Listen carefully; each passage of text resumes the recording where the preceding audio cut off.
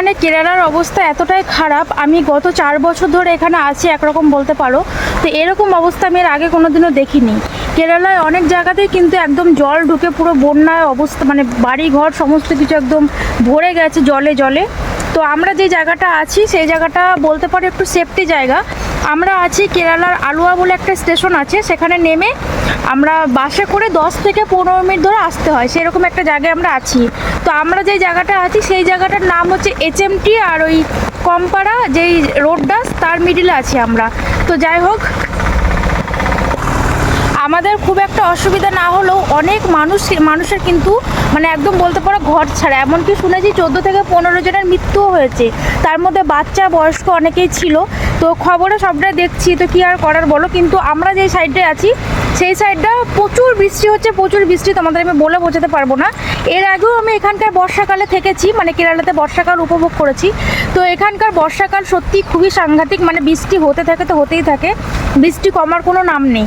তো এখনও তাই সেম, এই কয়েকটা দিন ধরে খুবই বৃষ্টি হচ্ছে এখানে, এত বৃষ্টি তোমাদের বলে বোঝাতে পারবো না, মানে মানুষজনের কাজকর্ম একদমই নেই বলতে পারো। তো কি বলো তো, যারা এখন ভাবছো যে ওয়েস্ট বেঙ্গল বা অন্য কোথাও থেকে হয়তো কেরালায় আসবে কাজকর্ম করার জন্য, তাদেরকে বলবো যে এখন আপাতত এসো না, কারণ এখন আসলে তোমাদের কাজ তো হবেই না, মানে উল্টে লাভের থেকে লসটা বেশি হবে, কারণ এখন নিজেদের টাকা দিয়ে খাওয়া দাওয়া প্লাস ঘর ভাড়া করে তোমাদেরকে থাকতে হবে। তো এই কারণে বলছি এখন অন্তত এসো না, মিনিমাম বর্ষাকালটা একটু কেটে যাক, মানে বৃষ্টিটা একটু কমুক, তারপরে সবাই এসো। পেছনে যে তোমরা রাস্তাটা দেখতে পাচ্ছ একদম মানে পেছন দিয়ে অনেকটা রাস্তায় চলে গেছে। তো এই রাস্তাটাতে আমি প্রত্যেকদিন মর্নিং ওয়াক বা ইভিনিং ওয়াক যাই বলো না কেন, সকাল বিকেল আর কি হাঁটতে আসি। এত গাড়ি যাচ্ছে এখানে, কথা বলে শান্তি পাচ্ছি না। এই যে দেখো একটার পর একটা, মানে কি বলে এটাকে,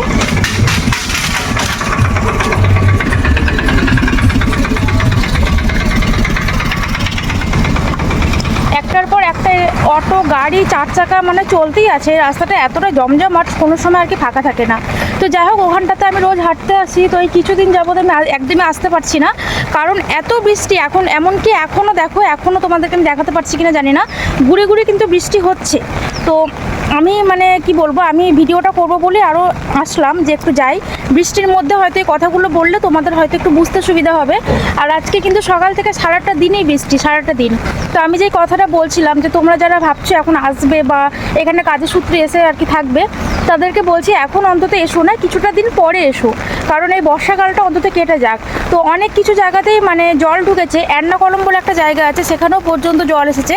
তো আমাদের এখান থেকে এর্নাকুলাম কিন্তু খুব একটা বেশি দূর না, বাসে মিনিমাম কতক্ষণ, আধা ঘন্টা 40 মিনিট হয়তো লাগবে। তো এতটা কাছে জল চলে এসেছে, প্লাস এদিকে কট্টম বা এরকম কিছু একটা নাম আমার ঠিক জানি না। তো যাই হোক, সেখানেও পর্যন্ত জল চলে এসেছে, আর সেখানেও কিন্তু প্রচুর বাড়িঘর মানে ডুবে গেছে জলের তলাতে। তো কেরালায় এখন খুবই ভয়াবহ একটা দৃশ্য। তো এরকম দৃশ্য আমার 4 বছরের জীবনে আমি প্রথম দেখলাম। এর আগের বছরও বর্ষাকালে আমি এখানে থেকেছিলাম, কিন্তু এর আগের বছরও ভালোই বৃষ্টি হয়েছিল, কিন্তু এই রকম ভয়াবহ দৃশ্য আমার জীবনের প্রথমবার।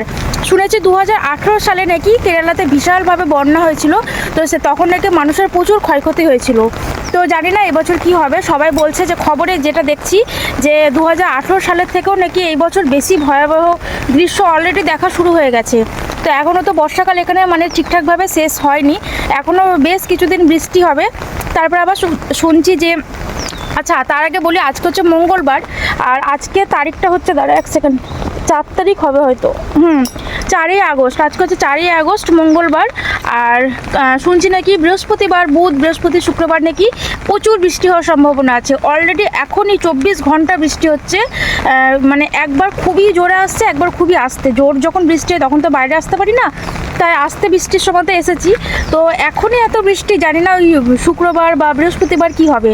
তো যাই হোক, দেখা যাক কী হয় না হয়, অবশ্যই তোমাদের সঙ্গে আমি শেয়ার করব।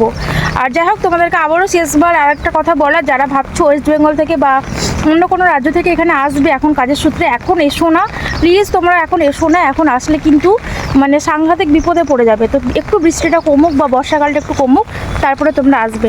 তো যাই হোক, আমার রুম এই পাশেই রুম, তো আমি এখন রুমে চলে যাব, আমি আর থাকবো না, কারণ এখন জোরে জল আসতে শুরু হয়েছে। তো চলে যাই, চলো চলো তোমাদের সঙ্গে রাস্তাটা একটু শেয়ার করি। যে এটা হচ্ছে আমাদের লাল রাস্তা, মানে পাকা রাস্তাটা ওই সাইডে আছে, ওই যে দূরে দেখতে পাচ্ছ ওইটা হচ্ছে, ওখানটাতে আমরা হাঁটতে যাই। আর এই যে এখানটা হচ্ছে লাল রাস্তা, এখানে মানুষ, প্রত্যেকটা মানুষ কিন্তু এখন ভীষণ বিপদে, কারণ এখন 24 ঘন্টা এক কথায় বলতে পারো বৃষ্টি, কোনো কোনো সময় জোরে, কোনো কোনো সময় আস্তে। এই যে আমাদের এদিকে কিন্তু অতটা ভয়াবহ দৃশ্য নয়, মানে জল খুবই কম জমেছে, মানে এদিকে যেহেতু গড়ান রাস্তা প্রচুর আছে, তো জল আর কি এক জায়গায় দাঁড়াচ্ছে না, চলে যাচ্ছে। তো এই হচ্ছে অবস্থা। এই যে দেখো কিছু এখনও বৃষ্টি পড়ছে কন্টিনিউ, তোমরা কি বুঝতে পারছো কিনা জানি না, তবে গুড়ি গুড়ি গুড়ি গুড়ি বৃষ্টি এখনও হচ্ছে। তো এই হচ্ছে এখন এখানকার অবস্থা, দেখা যাক কি হয়। এই যেখানে দেখো কতটা জল জমে গেছে, মানুষের যাতায়াতের অসুবিধা, এদিকেও তাই।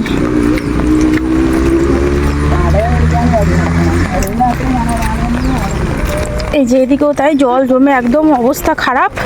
তো কিছু করার নেই, এখন এইভাবেই দিনগুলোকে কাটাতে হবে, আর ভগবানকে ডাকতে হবে যাতে আর মানুষের ক্ষয়ক্ষতি না হয়, আর যেন কোনো মানুষের মৃত্যু না হয়।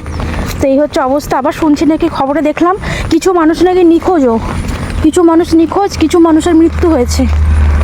ভগবান কী যে হবে জানি না। এই হচ্ছে অবস্থা। এই যে রুমের কাছে চলে এসেছি, তো চলো রুমে চলে যাই।